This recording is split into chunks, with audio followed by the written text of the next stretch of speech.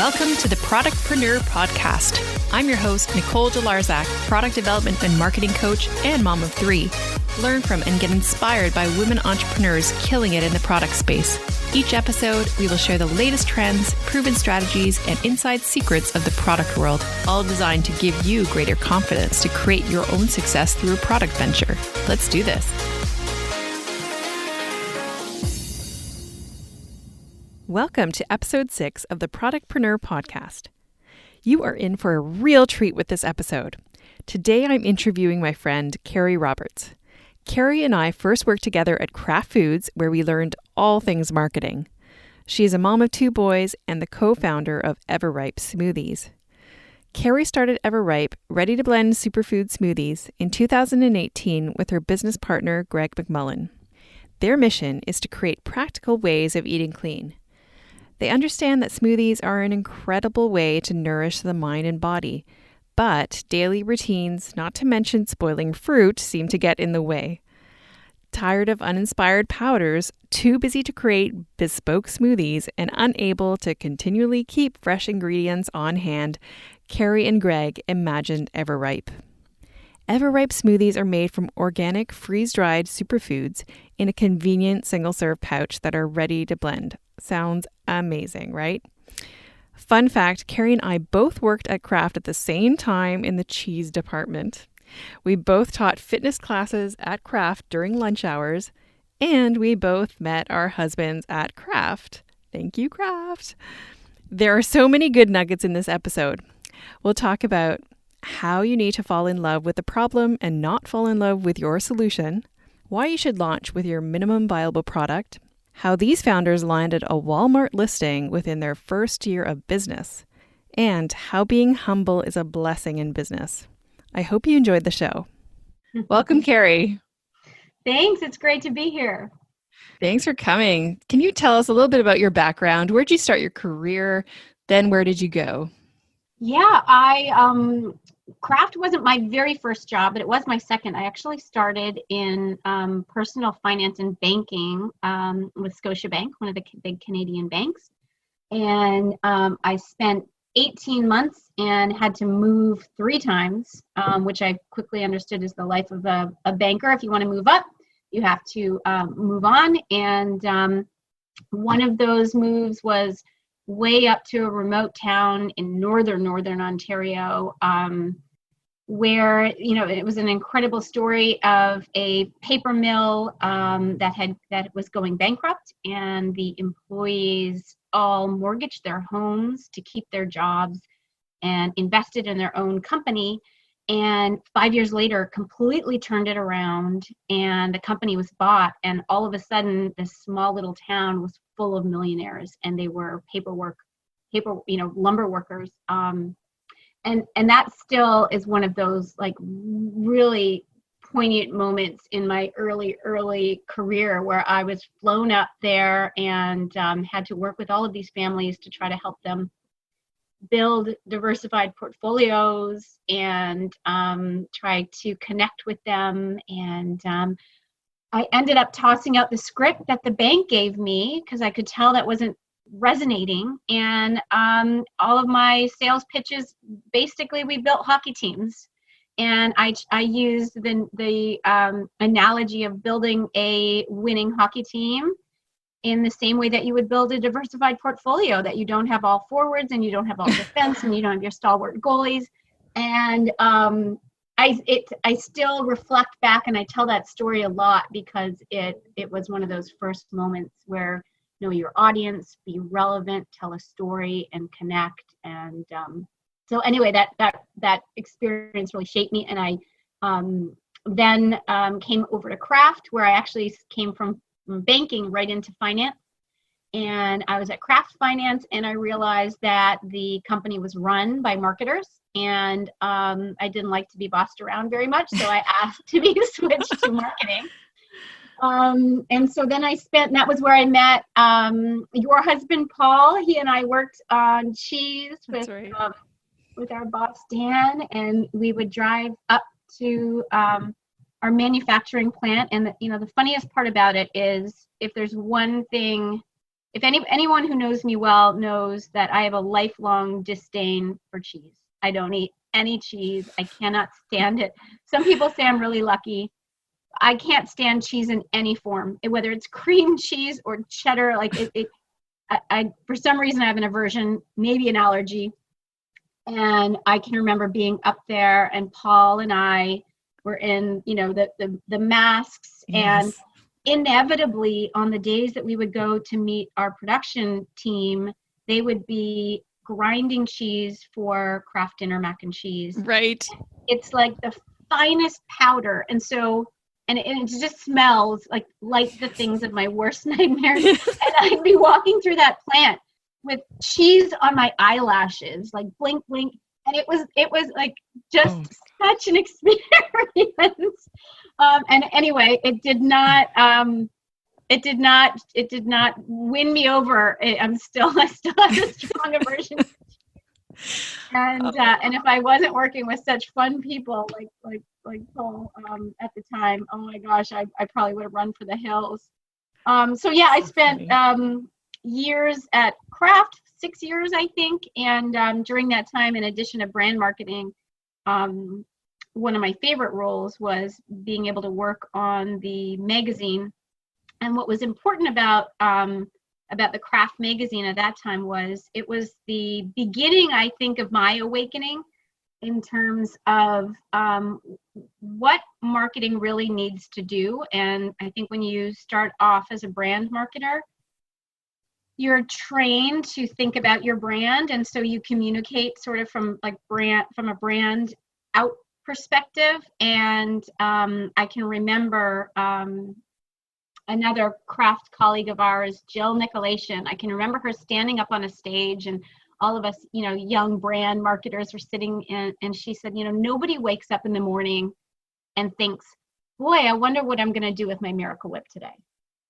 Right? And we were all sitting there going, what? They don't? People aren't thinking of my Kraft peanut butter when they wake up, and it was the first time I thought that, what we need to do as a food company is solve food problems. These are, moms are looking for lunches and breakfasts. So I think, for me, it was the first time that I started to think about the role that we played in people's lives in solving problems, and not thinking about it from, just from the brand perspective. And I connect that to one of my favorite sayings that I think is so helpful for all founders, no matter what business you're in, which is to fall in love with the problem and not fall in love with your solution.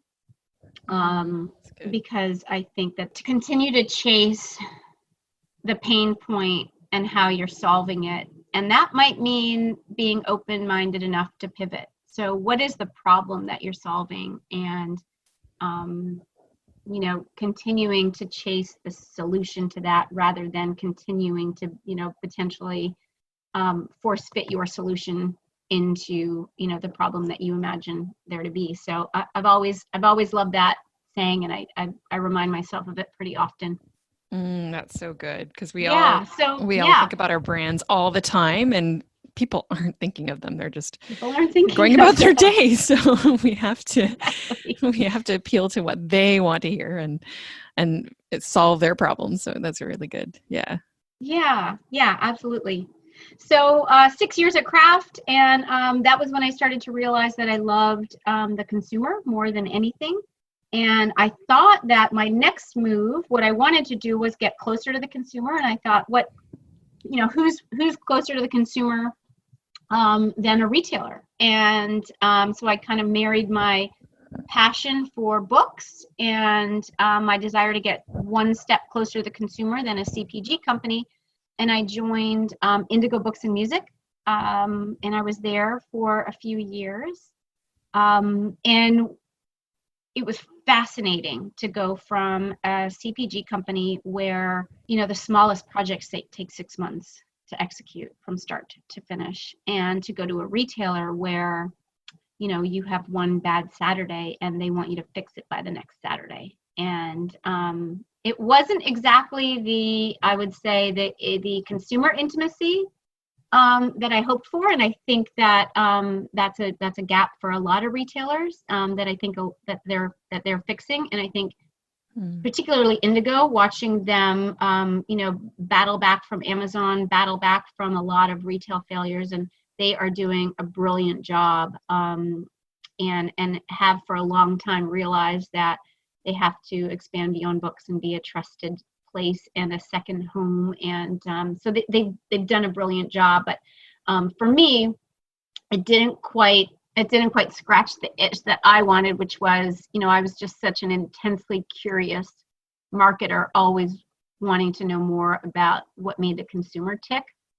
And so I worked at Indigo through having two little boys, pretty close together. So they were 15 months apart. And so I had two babies, and, that was probably not the best time to jump into a consulting role, but I joined a brand strategy and consulting company that works out of Toronto and has clients all over North America. And that was Sklar Wilton. And then 9 years working in different roles, most of that back to CPG and consulting, mostly with the Mars family products, pet food, their food division, and confectionery, and executing on consumer research to really help them make decisions from a consumer-centric place, which is really, I think, at the core of my my passion and my probably my strengths. We moved to the United States in the middle of all of this, and I continued to work remotely. And then as my kids got older, like you, I stayed with some fitness. So I was sort of working part-time. I was teaching spinning classes. I was PTA president. I'm one of those people, I think, that is happiest when they're overcommitted.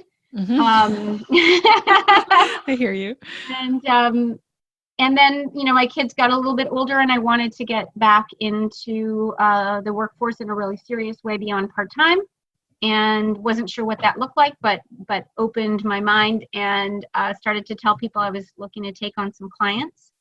And that was where I was introduced to my now business partner, who had this nugget of an idea for smoothies and needed some marketing thought leadership.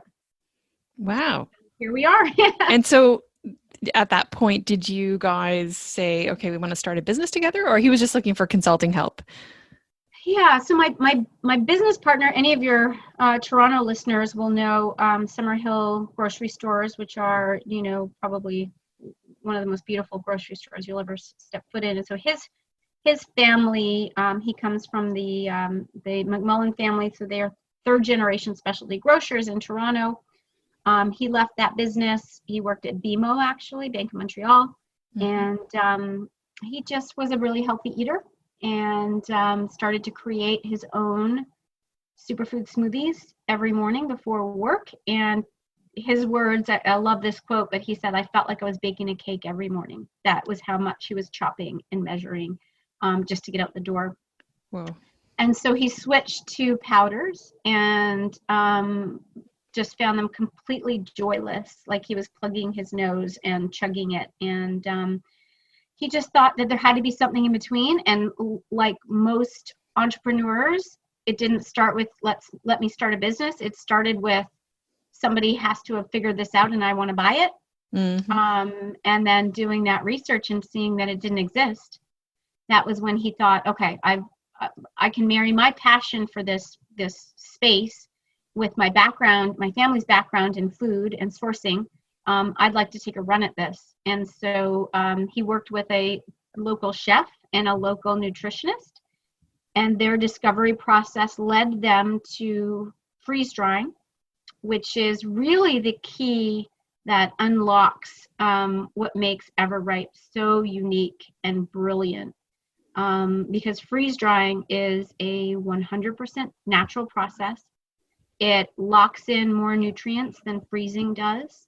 It creates something that is shelf stable, which is a CPG word, but basically means it stores in your pantry, doesn't need refrigeration or freezing. And freeze-dried fruits stored at room temperature can last for years and years and years. So now we've got this, and actually, maybe most importantly, what freeze drying does is it actually just eviscerates the moisture, but you're left with that amplified taste. And so you've sort of got like a freeze dried raspberry is such a taste sensation. And so when you reblend it and reconstitute it with water, you have this beautiful, fresh, blossoming taste that just amplified so much more than freezing. So freeze dried won out on, a lot of consumer benefit, operational benefits. It's lightweight, it ships easily, it's easy to store. And that was the eureka really that said, for him, I've got to take a run at this. And once he had been playing around with some recipes, he had some Tupperware containers, and that's when I came in. Wow, cool. So then he said, hey, you got the marketing expertise. I've got this idea. Let's make this work. Well, yeah, I mean, at that point, I was a consultant. I was a brand strategy consultant with a consumer research background. And what I said was, I'll scope you out a project. I'll conduct some workshops. We'll do some consumer research. And I spent a day with him and some of his stakeholders, including his wife, who is a brilliant strategist, the chef, the nutritionist, and seeing the concept in action and tasting it and knowing what I knew about CPG and their sort of their storied history in being fraught with preservatives in the center of the store, and knowing basically that what Greg had created was clean nutrition in the center of the store that didn't go bad. I just knew he was onto something that had the potential to be so huge that when we really clicked and had a great working relationship for a few weeks even, I asked him if he'd consider taking me on as a partner. And I had never made a smoothie. I didn't own a blender, but I just knew he was onto something. I'm not even sure he knows that, but I ordered it. I ordered a blender on Amazon like the day after he said that we would go into business together. So. Awesome. Yeah, and so we've changed that. There's 2 smoothies down so far in this house. My son had a chocolate one for before school, and Andrew got off the Peloton and blended a strawberry banana smoothie. So nice. We're now a full-on smoothieing household. But I never in a million years would have ever corralled all of these ingredients, measured, chopped, figured out what the superfoods do. It never. I'm not someone who spends a lot of time in the kitchen. I avoid my kitchen. I try to assemble meals instead of cook them.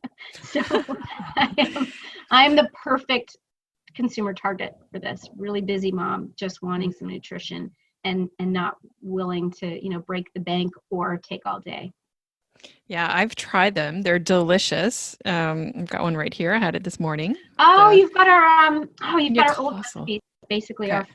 our first iteration of product just wasn't hitting the mark. So we completely relaunched. So what is it that you changed from the original recipe? When we launched our first batch, January of last year, can't believe it's been a year already. We were getting a lot of great uptake. We were getting a lot of fantastic feedback on the convenience. But our repeat just wasn't as high as we wanted it to be. And we started to get the sneaking suspicion that we just didn't taste yummy enough for consumers to make it part of their routine. So it was that coupled with the Walmart opportunity, which I know, we'll talk about, and, Walmart being willing to take a bet on us and what that meant from a consumer target perspective that really had us take a step back and say, okay, we might be a little too sophisticated nutritionally, taste profile wise, and the bigger opportunity, the more mass opportunity, the opportunity that helps us help more people is a tastier, yummier smoothie that is still clean, still easy, no preservatives, no sugar added, but maybe a touch more round, a touch more fruit forward, flavors that have broader in appeal. So like a strawberry bananas is kind of, strawberry bananas, table stakes in the smoothie world.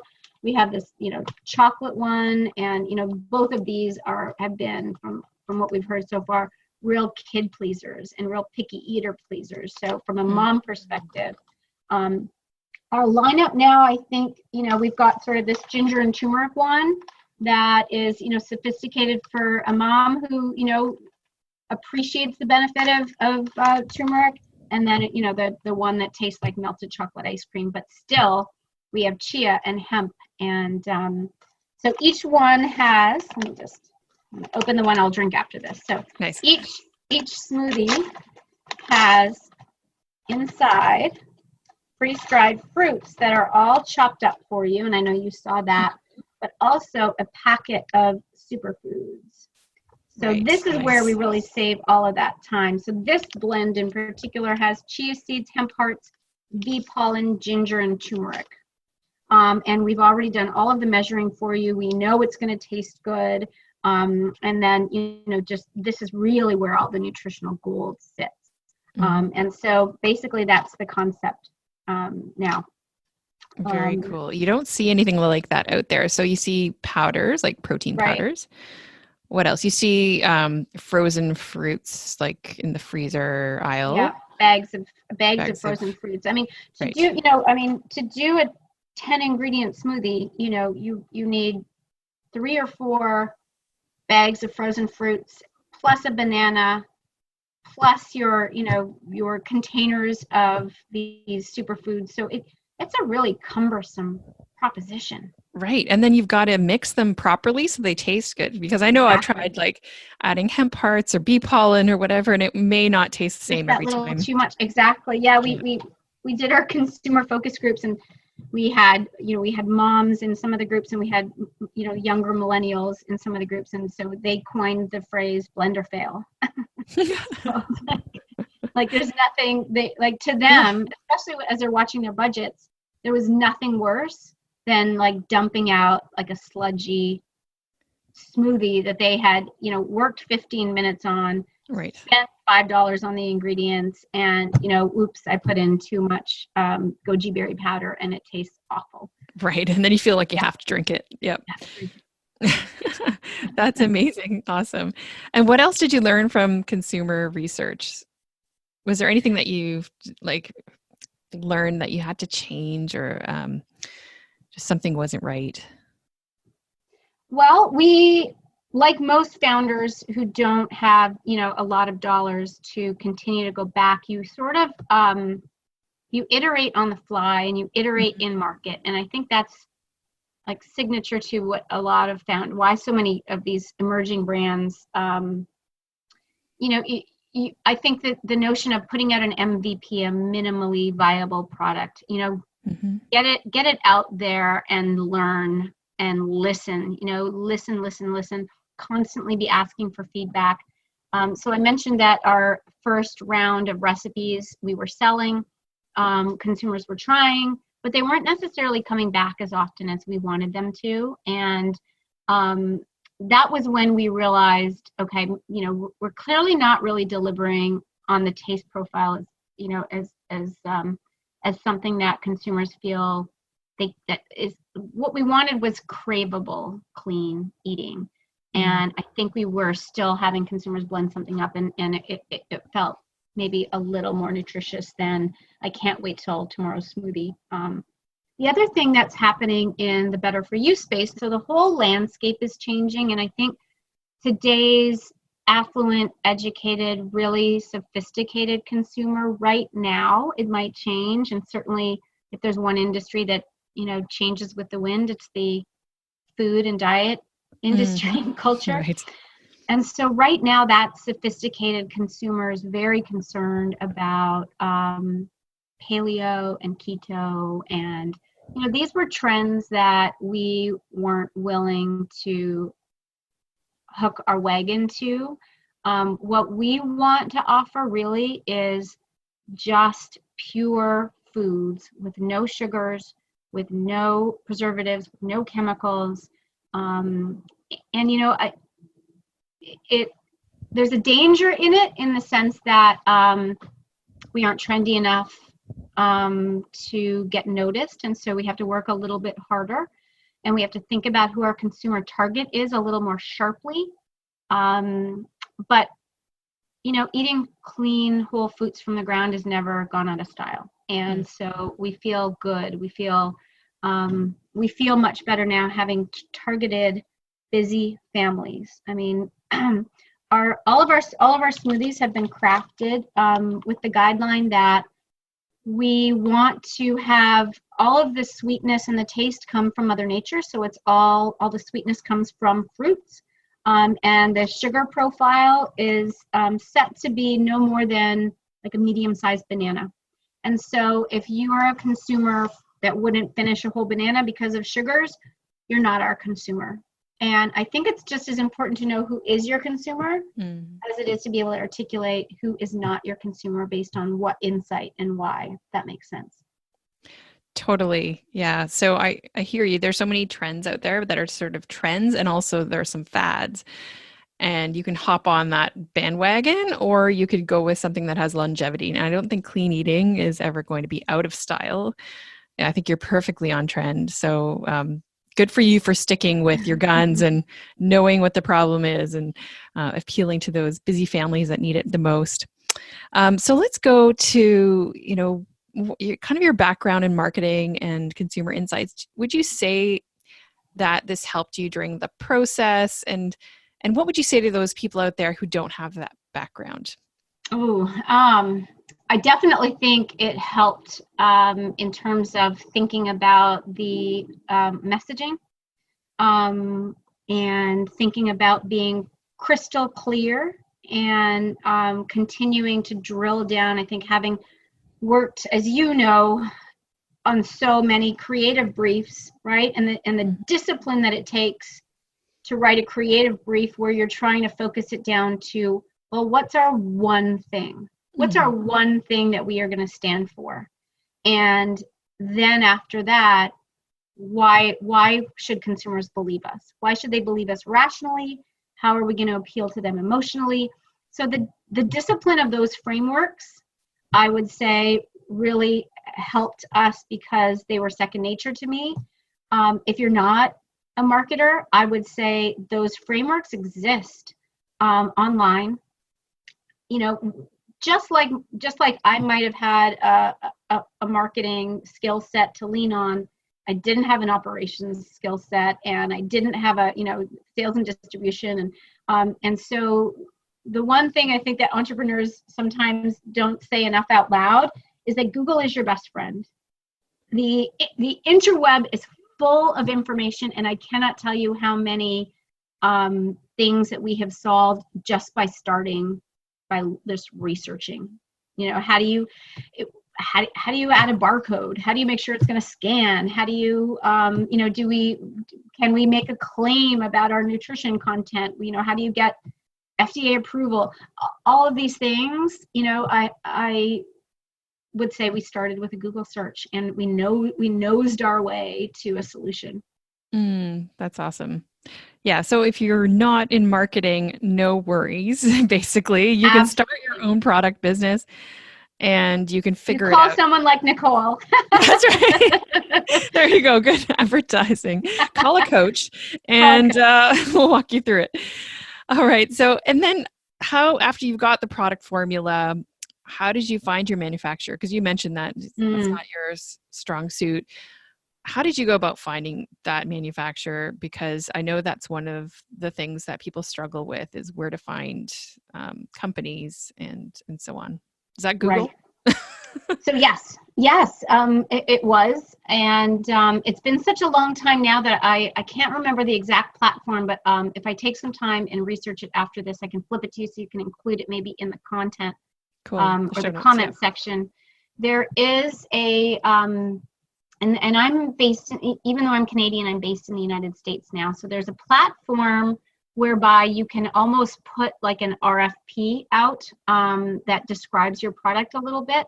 And then a whole bunch of co-packers and manufacturers look at that almost like a job board, and they bid on your job. And so what we did was we put the brief, the concept up. We said what we were looking forward to. We guessed about our volume expectations. And I got maybe 50 co-manufacturers who, wanted more information. I then that whittled down to, I would say, 10 who were willing to consider it once they realized that we weren't going to back down from 10 ingredients, that we weren't going to let them, push us to, all we need is 3 ingredients. And we were really, passionately sturdy on our proposition, needing to truly solve what a pain smoothies are to make. And the fact that you might never add bee pollen and chia seeds and hemp hearts and almonds. And so we needed somebody who was willing to take us on with all of our complexity. And we shipped samples after that we had made by hand to a very small group of co-manufacturers, and all of them backed out except one. Wow. Yes. And so we thank our lucky stars every week. In fact, after this, I'm on a call with our co-manufacturer, and they have been, oh gosh, the best possible partner, willing to learn. Freeze-dried fruits are notoriously finicky to work with. They're very fragile. Small variances in the recipe because of the taste amplification can really change the taste. And so every production run, we get sharper, and they are so willing to learn.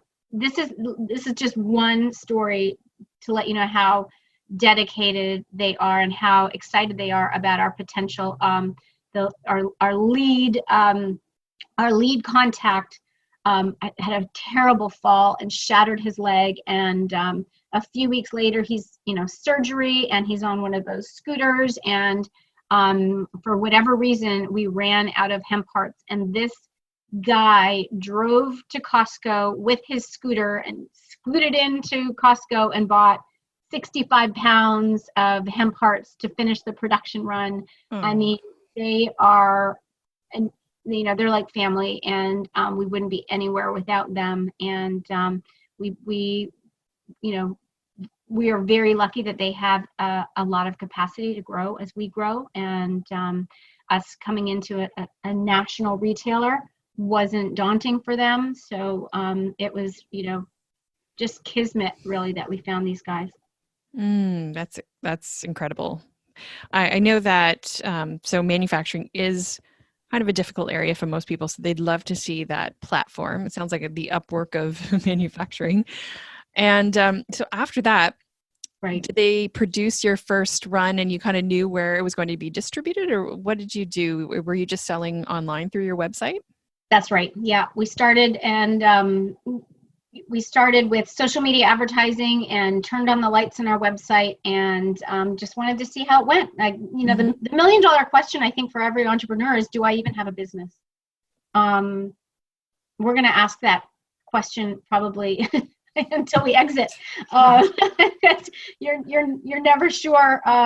You're never really sure, and you can vacillate between, thinking you're going to be the next Beyond Meat one day, and oh my God, what am I doing? I'm spending my children's college savings the next. So it's wild emotional swings, and you're right. Wow. Yeah, I think that's good for people to know, because I know everybody goes through that. Every new business owner, it's like one day you're on cloud 9, and then the next you think, what am I doing? Absolutely. Why don't I go back to my day job? So yeah, so I can totally relate to that.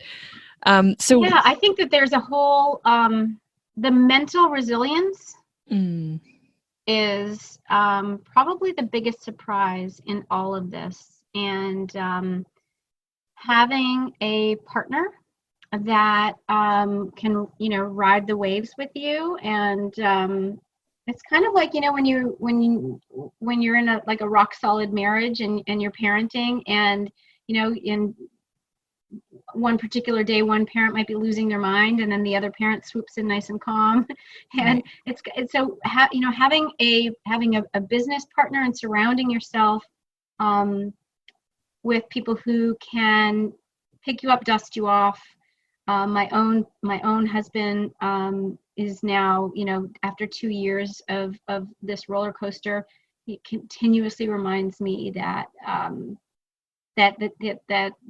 this is it's natural to feel this way, and the pendulum can swing sometimes too far, and that you can be elated and morbidly depressed in the same week, based on your last success or failure. And it's really important to surround yourself with people who can empathize with that a little bit, and give you the support that you need. Yes, it's so true. It's important to give yourself a network of people or a support group or mastermind or whatever it is, so that you can talk about things together and they can lift you up. Because, Right. as they say, you surround yourself with the brightest people and you'll rise up. So after you've launched your website, did you see a lot of traffic, or like how was that experience? And then we'll talk about your next move into retail, but how was that, like, getting Yeah. organic awareness? The headline is, it's expensive. It's really, really, really expensive. And so, I know that you're coaching founders. I think that it can be really intimidating if you're not well funded, because your social media and Google AdWords and all of these things, it can be an expensive upfront proposition to fill the funnel at the top. And so that, I say, is that can be discouraging. I think we had the double whammy of we were funding to drive traffic to the top of the funnel. We were getting orders, and then we were not happy in the end, with the way the product was performing. And so, subsequently we've completely relaunched and updated the recipes, and they blend better and they taste better. But if you don't have a phenomenal product, whatever it is, whether it's, if it's food, then, taste is king. If your product doesn't really solve that pain point, and your consumer is not going to come back and come back and come back, it's a really expensive proposition to try to just buy trial and buy trial and buy trial. And I know we'll talk in a minute about the retail opportunity that we were lucky enough to secure, but the next few months are going to see us launch on Amazon, because that is the platform where consumers are shopping. And so, in hindsight's always, again, 2020 is cliche, but now that we feel finally really proud about the product that we're sending out and the experience that consumers are getting, I'm excited about the opportunity that Amazon will unlock for us, because they have the traffic already. So you will also be investing to make sure that you're seen on Amazon. So it acts a lot. It acts like social media and Google combined. So you've still got to spend money on SEO, because Amazon is now the biggest search engine in the world, bigger than Google. It surpassed Google. So think about that. So you still got to invest in search engine optimization, make sure you're found. You still want to invest in advertising, but at least you're not doing that. You're one step closer to a shopping consumer. So I'm really optimistic that that we're going to see a lot more traction once we expand our e-commerce platform to include not just our website, but also Amazon. That's exciting. Yeah, it's true that retail gives you that instant awareness because you're on a shelf, whereas they have to find you on your website. So it's very difficult to get that traction in the beginning. So yeah, and I think, sorry, just as a food entrepreneur, and circling back to that conversation we had earlier about how we all love to think that everybody is only thinking about our brand. Imagine if we all had to shop for all the things that we loved one at a time, one website at a time, right? Imagine that I'm going to wake up and I get my coffee from website A, and I get my almond milk from website B, and my smoothie from website C. And you have to constantly put yourself in the mind of a consumer, and you've got to be a rock star brand for a consumer to be willing to, they're also grocery shopping and they're also Amazon Prime shopping. So to add you and your website to their procurement for their needs in a week, you've got to be amazing. That's such a good point. And I can think about it just for every business. Like every business has their own website, but really, where are the consumers shopping? They're not going website to website. They're like just honing in on the major ones, the retailers, and that's what they want, convenience. So I think that's really good advice. So you actually went to retail next, and this is the really exciting news. I've seen it all over LinkedIn and announcements that you guys are now at Walmart. Yes. So nothing like christening by fire. We went from our own meager website to the world's biggest retailer. That's amazing. And that was I would say a combination of mostly luck, good timing, and a little bit of being a little bit savvy. So we had launched. We weren't really thrilled with the way our product was performing. We were starting to get the sneaking suspicion that we needed to potentially rethink our recipes, rethink our consumer target. And at that point, I signed us up for a conference, and it was a conference specifically, geared towards better for you emerging brands, founders, the investment community, some retailers. It's mostly a conference with presentations, and I just wanted us to go and I would say feel less alone, to learn some things, to pick up some content, maybe to build a bit of a network. And we were at that conference, and on day 2, in a networking break, I happened to be eating my lunch, and these 3 folks come over, and we're talking and we're joking and we're laughing, and one of them happens to be Canadian, and so we're connecting. And then 5 minutes into this great conversation, then we get to, well, what brings you to the conference? And lo and behold, I'm standing with 3 vice presidents from Walmart US.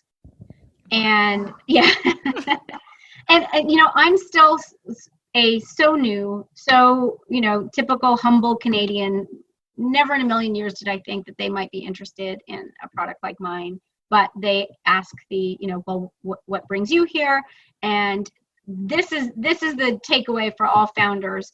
As much as you can, carry your product everywhere, because you never, ever, ever know when you're going to have a conversation.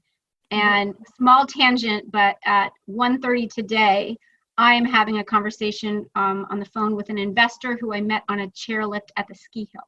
So always be ready to talk about your product, because you never know who can introduce you to someone. So in my purse, of course, I pull out an Everipe smoothie, and the gentleman beside me flips it over, reads the ingredient deck. He saw that it was completely clean and shelf stable, and he said, "Oh my gosh, we could use something like this." And and I laugh, sure, thinking one day that would be the dream, that would be amazing.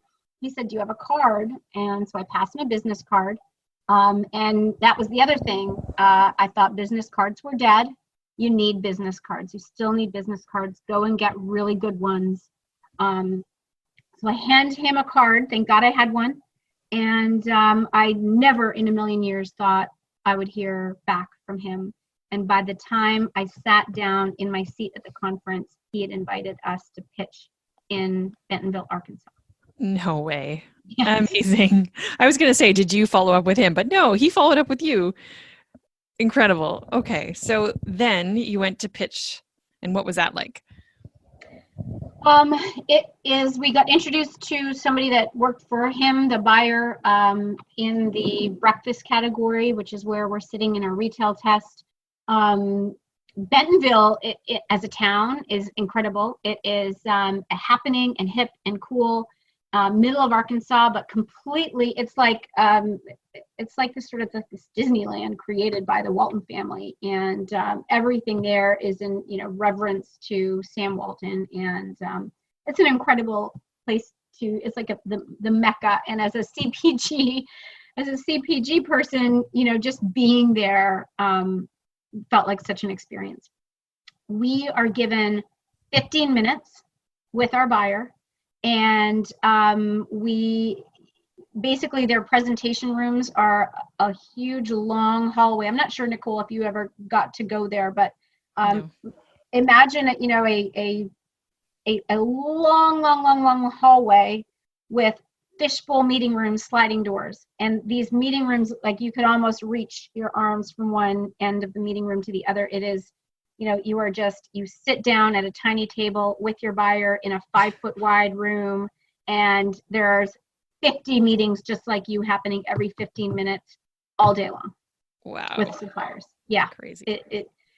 It was really interesting. So we went again, two humble co-founders. We don't have a team. We don't have, we sort of just went to say, let's meet with this buyer. Let's share the concept, not the product. Because our product today is not right. We know it's not delivering the best consumer experience. But at the core, and why the vice president was so interested at the core of it is, clean nutrition, shelf stable. And so we sat down with the buyer and we said, today's product is not right. But we believe that there is a huge opportunity to help feed busy families with clean nutrition thanks to freeze drying. What might it look like if we could re-engineer this to be a Walmart friendly product to meet the needs of your shopper? And I think coming at it from that perspective, so we sat down ready to partner with her to solve her shoppers' needs, again, was one of those, sort of that was the moment where we didn't sit down and pitch our product. We asked her what she needed. And she gave us the green light pretty much to go for it. She offered us a retail test.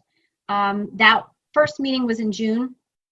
And she said if we did everything right for the next 6 months, she would get us into a small retail test in January of 2020. So we're just now seeing Everipe on shelves in Walmart stores.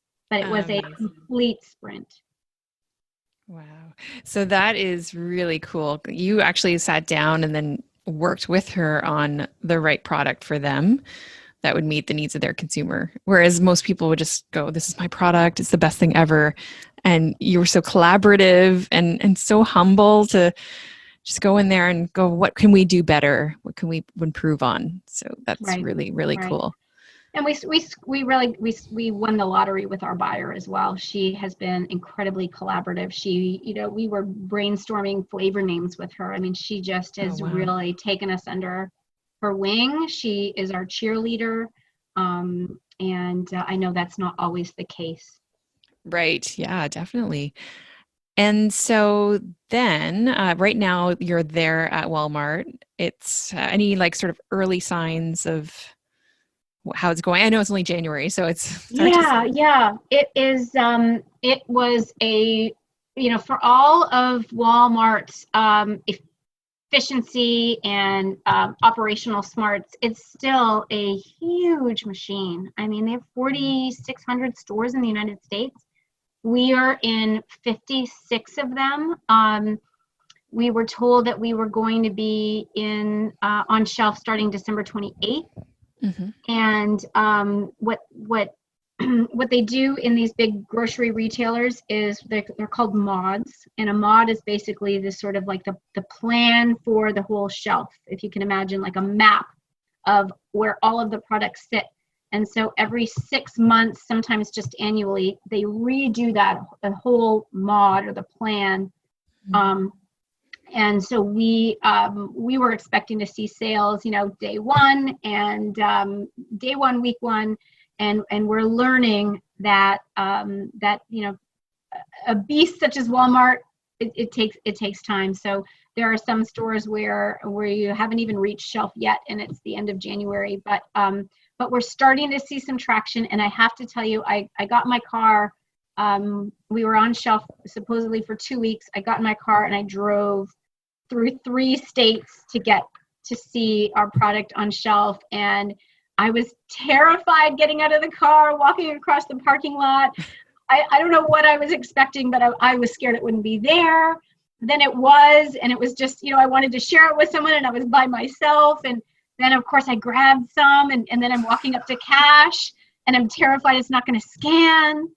And then, I wanted to tell the people in line behind me and the cashier, like, this line, like, I need this. That's awesome. There's nobody to share it with. So I posted it on social media. But yeah, it was a like life-changing experience to walk down that aisle and see our products right beside these giant companies. So cool. Wow. Yeah. Incredible. I'm sure it will perform well. And did you have to do any like sort of support to help it move off the shelf? Yeah. Again, I think being humble is such a helpful gift. We are not naive enough to think that just because we build it, they will come, right? Nobody knows we exist. Nobody has ever heard of Everite before. The concept is unique. Most people are used to maybe being in the freezer aisle. And so we're not naive enough to think that we're just going to automatically start to generate turns at the grocery level. So we are spending pretty heavily on geo-targeted digital ads in our zip codes specific to those stores, telling people about us, telling people where to find us really specifically. So we're not just in your Walmart, we're in the cereal aisle. And we're not just in the cereal aisle, you can find us right beside Bare Naked granola.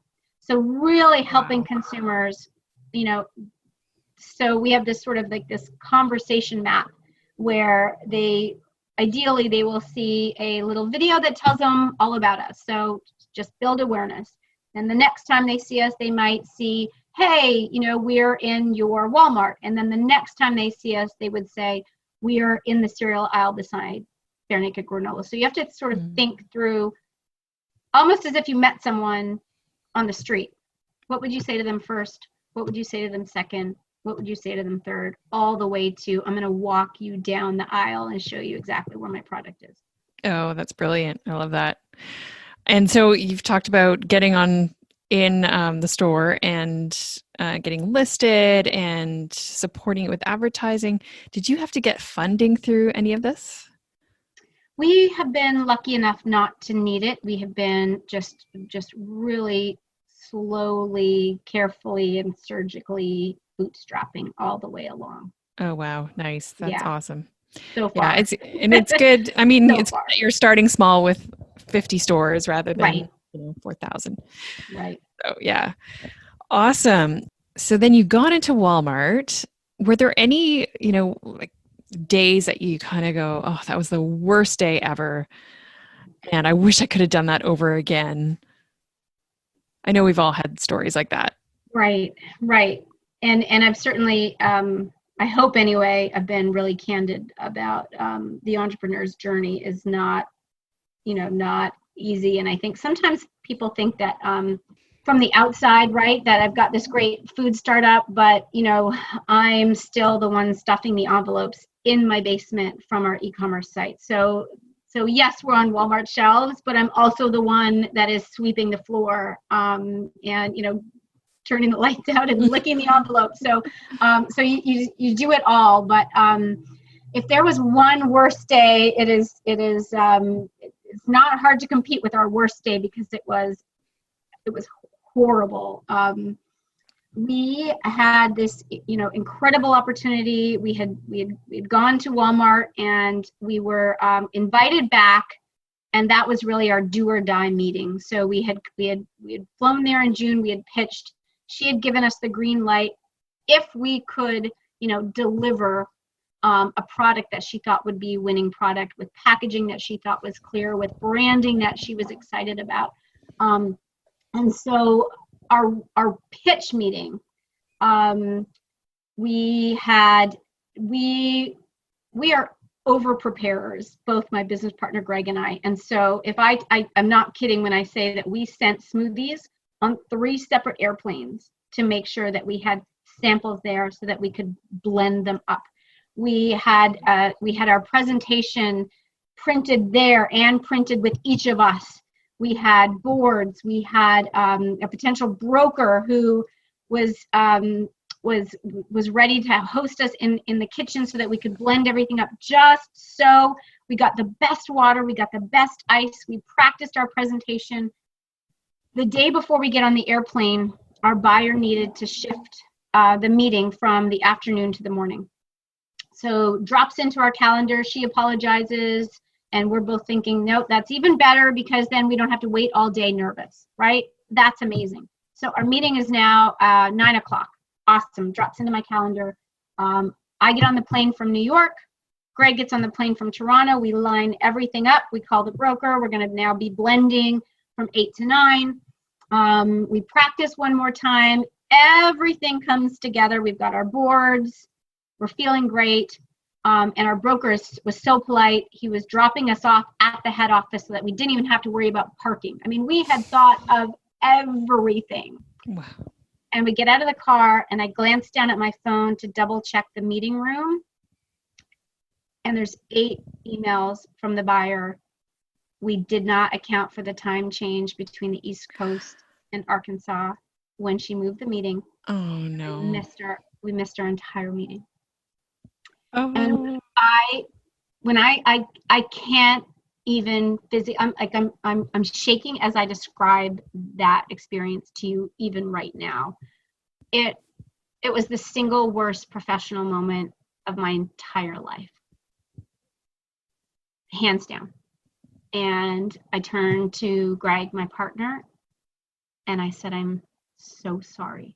This is my fault. And he turned to me and said, it's equally my fault. And I mean, you could have literally physically scraped us off the sidewalk. Could have scraped us off the sidewalk. We were silent, and our poor broker just met us. He was phenomenal. I quickly called the buyer's desk, hoping she would pick up. Again, we scored the lottery. She's the best person in the world. She said, I thought this might have happened. I don't have any more time today. When is your flight back? And I said, and we still joke about this moment. I could barely speak. And I said, forget about our flight back. We live here now. We are going to stay here until you can meet with us. You just give us your next free half an hour. And so again, my business partner and I, we are physically in shock. We are apologizing to each other. It was we went back to our hotel. Both immediately called our spouses. I broke down sobbing, and my husband Andrew answered the phone. And Greg is in the next room, and he calls his wife. And again, we have the best partners and spouses in the world. They were so supportive and just said, listen, you're human. This happens. She has great faith in your product. She's met you. She's going to find time for you. And so we dusted ourselves off. We spent the day doing store tours. We went to an art museum that, if you're ever in Bentonville, one of Sam Walton's daughters has spent, she's dedicated a good portion of her personal fortune, in creating one of the most beautiful art campuses I've ever seen. We walked through the forest looking at sculptures. It was so zen. And by 4:00, we were laughing, drinking margaritas on a patio, dusting ourselves off. And I look back on that day and I think I learned exactly who my partner was in that moment. What we were going to look like in a crisis, how we both immediately took accountability, that there was no blame, that our spouses were going to cheer us on even when we were the dumbest people in the room, not checking the damn calendar twice. And I would not even, I felt like the bond between my business partner and I just strengthened tenfold.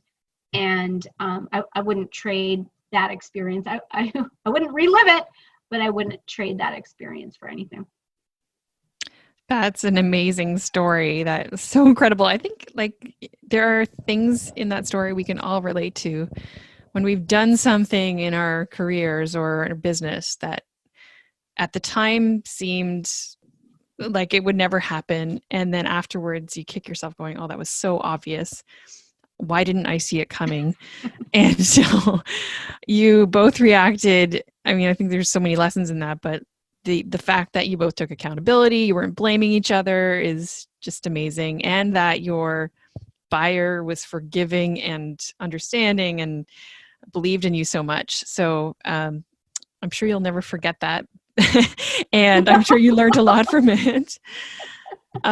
So amazing. Congratulations again for getting into Walmart. And thank you. I hope we get to circle back on this at some point. And as the lessons keep piling up, I'd love to be able to share more as you grow in your business, and hopefully we can help each other out.